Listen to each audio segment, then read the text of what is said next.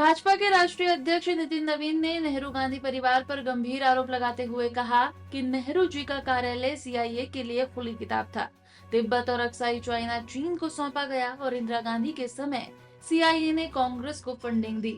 शिमला समझौते में 93,000 पाक सैनिक छोड़ दिए गए। भोपाल गैस कांड में वॉरेन एंडरसन को भागने दिया। सोनिया गांधी ने एनएससी से सुपर पीएम की तरह शासन किया। राजीव गांधी फाउंडेशन को चीन सोरेन फंडिंग मिली। साथ ही राहुल गांधी ने 247 विदेशी यात्राओं में ज्यादातर की आईबी की जानकारी नहीं दी। उन्होंने इसे परिवार के कॉम्प्रोमाइज मिशन का हिस्सा बताया।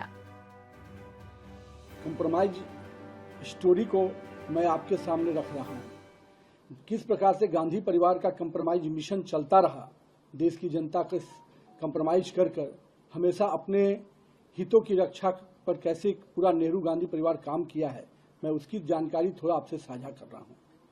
एक समय था जब नेहरू जी ने खुद कहा था कि 45 करोड़ जनता मेरे लिए लायबिलिटी है।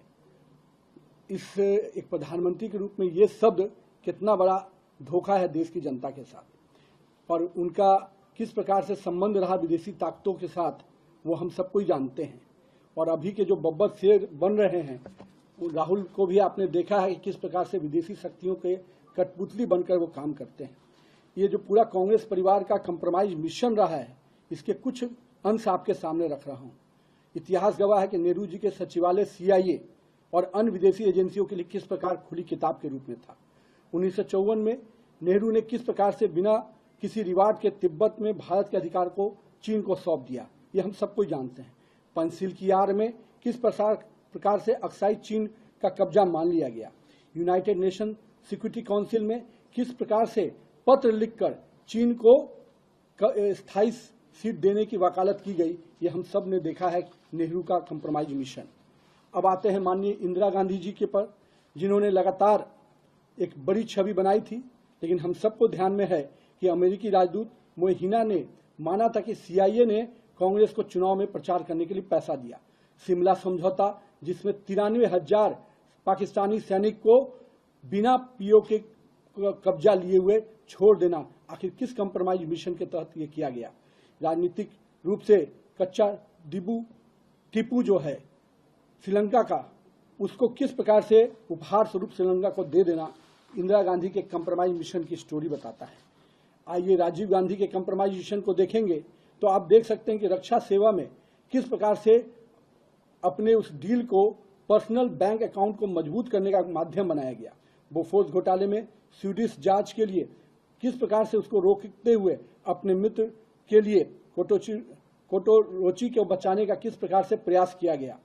हम लोगों ने देखा कि भोपाल गैस कांड में हजारों भारतीयों के हत्यारे वॉरेन एंडरसन को राजकीय विमान से सुरक्षित देश से बाहर करना, आखिर इस कॉम्प्रोमाइज मिशन का कहानी को ही न बताता है। और इसके बाद सोनिया गांधी जी का, जिनका पूरा राजनीतिक अगर आप देख सकते हैं तो 2004 से 14 के बीच में नेशनल एडवाइजरी काउंसिल के माध्यम से सुपर पीएम बनकर समांतर सरकार और कैबिनेट का संचालन करना निश्चित रूप से कॉम्प्रोमाइज पीएम का मिशन जो कांग्रेस का था उसको पूरा कर रही थी। और आप उसी कालखंड में आपको ध्यान में होगा, राजीव गांधी फाउंडेशन को चीन की सरकार और जॉर्ज सोरोस के नेटवर्क से फंडिंग कराना, किस कॉम्प्रोमाइज मिशन के तहत ये काम किया गया। चीनी कम्युनिस्ट पार्टी के साथ कौन सा गुप्त समझौता किया गया, निश्चित रूप से ये उनके कॉम्प्रोमाइज मिशन की झलक है।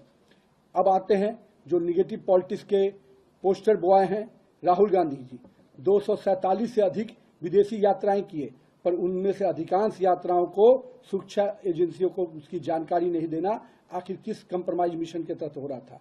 विदेश जाकर भारत विरोधी इल्हान अमर और सोरोस जैसे करीबियों से मिलना और उनके इशारे पर भारत में ओछी राजनीति करना, ये किस मिशन के तहत हो रहा था।